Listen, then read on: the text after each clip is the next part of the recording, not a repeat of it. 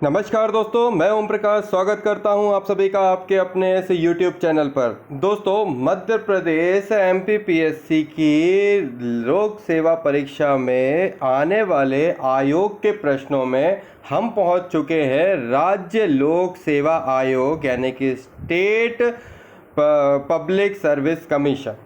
और state public service commission SPSC जो आपके सामने है वो नए सिलेबस के अकॉर्डिंग प्रश्न आपको पूछे जाने वाले हैं और हम उसके अकॉर्डिंग इस आयोग के प्रश्न और उसके डिटेल को लेकर आए हैं। शुरू करते हैं और उससे पहले निवेदन करते हैं कि आप सबसे पहले तो चैनल को करिए सब्सक्राइब, ताकि आपको जो इम्पोर्टेंट अपडेट हैं वो मिल सके। और दूसरे नंबर पर भाई, देखने से पहले और देखने के साथ यदि पसंद आता है तो शेयर ज़रूर करिएगा ताकि हम अन्य लोगों तक पहुंच सकें। आपके पास शेयर के ऑप्शन में आप अपने व्हाट्सएप पे शेयर कर सकते हैं, फेसबुक पे, इंस्टा पे, जो भी आपके पास आपके दोस्त यार मित्र रिश्तेदार हैं उन सभी को शेयर कर सकते हो। और पसंद आने पे आप लाइक डिसलाइक जो मन करे वो कर सकते हो, पर रेगुलरिटी मेंटेन करके रखिए। आप रिवीजन की क्लास में हैं और हमारे पास आपके लिए बहुत सारा डेटा है जो धीरे धीरे लेकर हम आ रहे हैं। और हमारे आज के सिलेबस में हमारे को पढ़ना है राज्य लोक सेवा आयोग, स्टेट पब्लिक सर्विस कमीशन।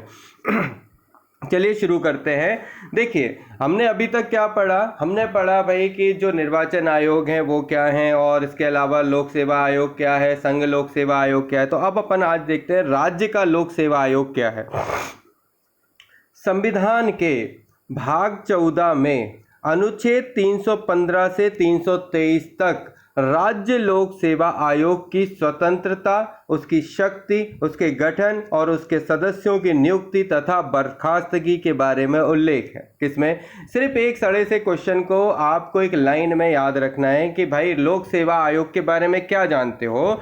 तो संविधान के भाग 14 के अनुच्छेद 315 से 323 तक राज्य के लोक सेवा आयोग की स्वतंत्रता, शक्ति, गठन, सदस्यों की नियुक्ति तथा बर्खास्तगी का उल्लेख है। राज्य लोक सेवा आयोग द्वितीय एवं तृतीय श्रेणी के अधिकारियों की भर्ती करता है, क्योंकि प्रथम श्रेणी के अधिकारी कहाँ भर्ती होते हैं? UPSC से। तो राज्य जो है वो दूसरे और तीसरे श्रेणी के अधिकारियों की भर्ती करता है। संरचना की बात करें तो राज्य लोक सेवा आयोग एक अध्यक्ष व कुछ अन्य सदस्यों द्वारा मिलकर गठित होता है। सदस्यों की संख्या निर्धारित नहीं होती। सदस्यों की संख्या को निर्धारित करने का अधिकार सिर्फ राज्यपाल को होता है। वर्तमान में इनकी संख्या 9 से 11 तक है। आयोग के सदस्यों के लिए योग्यता का उल्लेख नहीं है। हालांकि आयोग के आधे सदस्य ऐसे होंगे जो भारत सरकार या राज्य सरकार के अधीन कार्य करने का कम से कम 10 वर्ष का अनुभव रखते हैं। कार्यकाल की बात करें तो अध्यक्ष और सदस्यों का कार्यकाल 6 साल या 62 वर्ष जो भी पहले हो, क्योंकि मध्य प्रदेश में क्या है 62 वर्ष तक कर दी है, तो 6 साल या 62 वर्ष जो भी पहले हो ये उनका कार्यकाल होगा। ठीक है।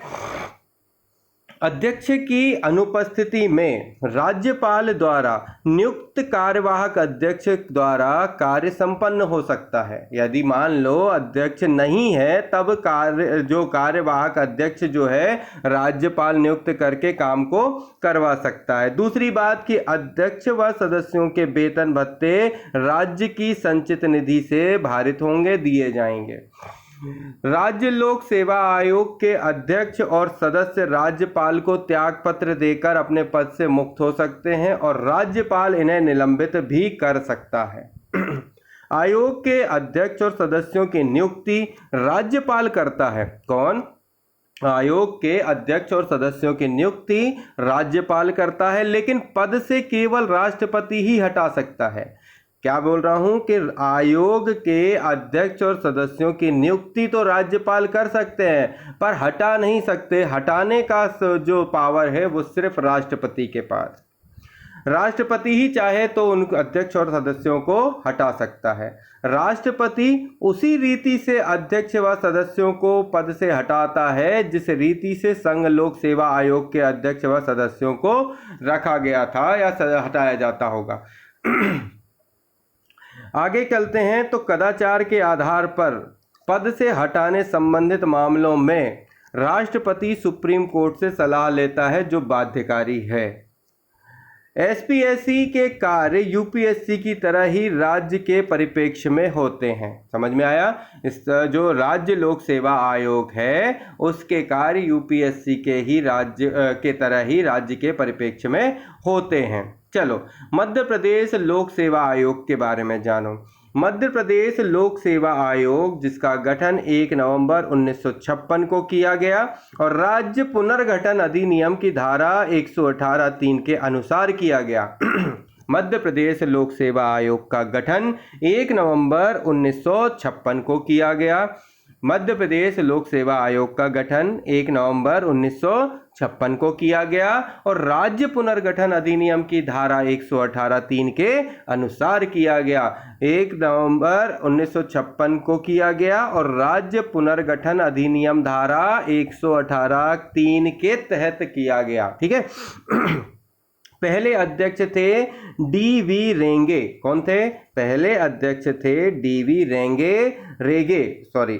रेगे और वर्तमान अध्यक्ष हैं भास्कर चौबे। ठीक है। तो मध्य प्रदेश लोक सेवा आयोग जिसका गठन 1 नवंबर 1956 को किया गया और राज्य पुनर्गठन अधिनियम राज्य पुनर्गठन अधिनियम की धारा 118(3) के अनुसार इनका बनाया गया, जिसके पहले अध्यक्ष थे डीवी रेगे और वर्तमान अध्यक्ष हैं भास्कर चौबे। बात ठीक है, याद हो गई? आगे पढ़ो।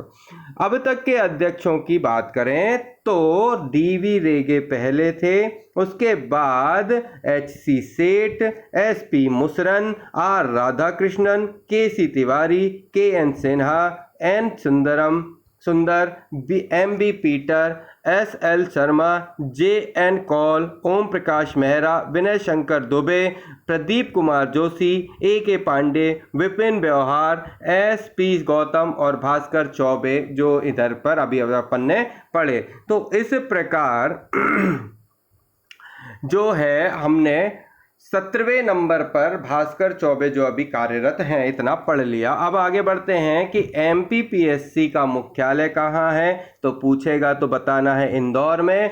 और प्रथम परीक्षा का आयोजन कब किया गया, तो 1958 में किया। भाई 56 में तो गठन हो गया था, पर पहली परीक्षा का आयोजन 1958 में हुआ। इसके बाद आरसीपीवी नरोना प्रशासनिक एवं प्रबंधकीय अकादमी जिसकी स्थापना 1966 को हुई और 1975 का नाम बदलकर मध्य प्रदेश प्रशासनिक अकादमी हुआ। 2001 में फिर नाम बदला। वर्तमान नाम आरसीपीवी नरोना प्रशासनिक एवं प्रशासकीय अकेडमी है। ठीक है, सुन लो। आरसीपीवी नरोना प्रशासनिक एवं प्रशासकीय अकेडमी जिसकी स्थापना 1966 में हुई।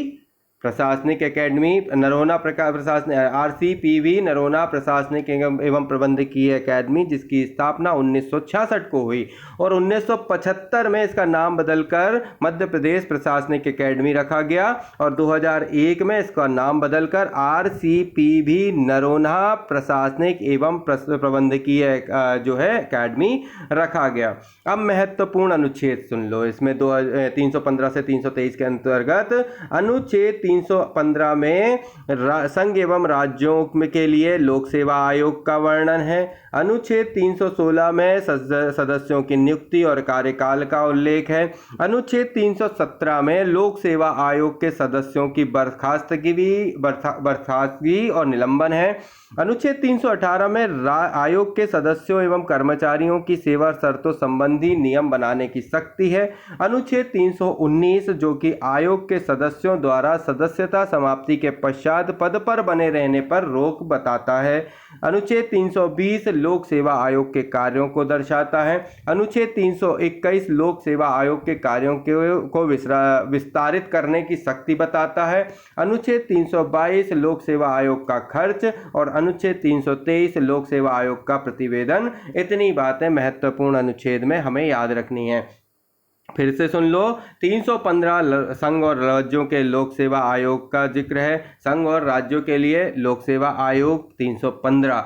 316 में सदस्यों की नियुक्ति और कार्यकाल। भाई पहले नंबर तो राज्य का उल्लेख होगा, भाई डेफिनेशन मिलेगी 315 में, है ना। उसके बाद 16 में जो लोग रखे जाएंगे उनकी क्या होगी, कार्यकाल और नियुक्ति होगी। 17 में उन सदस्यों को रखना और निकालने का तरीका बताया जाएगा। 18 में सदस्यों और कर्मचारियों को क्या सेवा शर्तों के अनुसार काम करना है बताया जाएगा। 19 में सदस्यों की सदस्यता समाप्ति के पश्चात बने रहने पर रोक कितनी है वो सब बताया जाएगा। 20 में लोक सेवा आयोग के कार्य। 21 में आयोग के कार्यों को विस्तारित करने की शक्ति। 22 में लोक सेवा आयोग के खर्च और 23 में प्रतिवेदन। ठीक है, तो ये क्रम है भाई। कोई बंदा आएगा, उसको नियुक्ति और कार्यकाल होगा, सदस्यों की बर्खास्तगी या निलंबन के नियम होंगे, सदस्यों के कर्मचारी और शर्तों के नियम होंगे, सदस्यों की सदस्यता समाप्ति के नियम होंगे, कार्य होंगे, कार्यों को विस्तारित करने की शक्ति होगी, खर्च होगा, प्रतिवेदन होगा। तो 315 से 323 तक ये हमको याद रखने पड़ेंगे झक मार के। अब आगे बढ़ते हैं पद मुक्ति के बारे में। कार्य तो यूपीएससी जिसके अध्यक्ष कहीं कार्य नहीं कर सकेगा, है ना। पद मुक्ति के बाद यदि उसको पद से मुक्ति मिल गई तो फिर वो कहीं कार्य नहीं करेगा, तो सदस्य उसके यूपीएससी के अध्यक्ष बन सकेगा और किसी राज्य लोक सेवा आयोग का अध्यक्ष बन सकेगा। कौन? यूपीएससी का अध्यक्ष कहीं पर भी कार्य नहीं कर सकता। ये नियम का अनुसार पद मुक्ति के बाद है कि यदि कोई बंदा यूपीएससी में अध्यक्ष है तो उसके पद मुक्ति के बाद वो कहीं कार्य नहीं कर सकेगा। उसके जो सदस्य हैं वो यूपीएससी का अध्यक्ष भी बन सकते हैं या फिर किसी राज्य के लोक सेवा आयोग का अध्यक्ष भी बन सकता है। अब बारी आती है राज्य लोक सेवा आयोग की। तो राज्य लोक सेवा आयोग की बात करें तो देखो, एसपीएससी का अध्यक्ष यूपीएससी का अध्यक्ष बन सकेगा। यूपीएससी का अध्यक्ष कौन बन सकता है? राज्य लोक सेवा आयोग का अध्यक्ष बन सकता है। यूपीएससी का वो सदस्य भी बन सकता है और किसी अन्य राज्य में पीएससी का अध्यक्ष भी बन सकता है। जो अध्यक्ष होगा राज्य लोक सेवा आयोग का वो यूपीएससी का अध्यक्ष, सदस्य या अन्य राज्य का पीएससी का अध्यक्ष बन सकता है और उसके जो सदस्य हैं वो यूपीएससी के अध्यक्ष बन सकेंगे, यूपीएससी का सदस्य बन सकेंगे, किसी अन्य राज्य के पीएससी का अध्यक्ष बन सकेंगे या उसी राज्य में पीएससी अध्यक्ष बन सकेंगे। ठीक है, तो हमारे पास इतनी बात हो गई कंप्लीट जो हमने पढ़ा राज्य लोक सेवा आयोग के बारे में और इन सब के बारे में। मध्य प्रदेश लोक सेवा आयोग में बस अब इतना जानना जरूरी है कि भाई इसका गठन 1 नवंबर 1956 का हुआ और राज्य पुनर्गठन अधिनियम की धारा 118(3) के तहत हुआ। प्रथम अध्यक्ष डीवी रेगे थे और वर्तमान अध्यक्ष भास्कर चौबे हैं और पूरी की पूरी संरचना कार्यरत है। और इसके अलावा ये पूरा जो कार्य है, इनकी कार्य की जो विधियां हैं, तरीके हैं, वो सभी किस प्रकार होंगे वो सब हमको राज्य लोक सेवा आयोग की संरचना में पढ़ने मिल गए। तो अब अगला जो हमारा आयोग होगा वो होगा नीति आयोग और इसे हम जल्द ही लेकर आएंगे। पर वर्तमान में आप सभी के सामने ये चैप्टर कंप्लीट करते हुए जाने से पहले निवेदन करेंगे कि आप चैनल को प्लीज़ सब्सक्राइब ज़रूर करिए और चैनल को शेयर ज़रूर करिए। मैं आपसे बार बार कह रहा हूँ, आपका शेयर करना अति आवश्यक है क्योंकि मैं जितनों को नहीं जानता आप मेरी मदद के लिए उन सभी तक पहुँचा सकते हैं और वो इसे पसंद करेंगे तो काफ़ी कुछ हद तक हमारा और आपका एक जो है संबंध बन सकेगा। और यदि आपको पसंद आया हो तो प्लीज़ लाइक ज़रूर करिएगा क्योंकि आपका लाइक हमारे उत्साहवर्धन करता है। तो अगले वीडियो में हम जल्दी मिलेंगे, आपको अगले वीडियो के साथ जल्दी आते हैं। तब तक लेते हैं इजाज़त। जय हिंद, जय भारत। थैंक यू दोस्तों।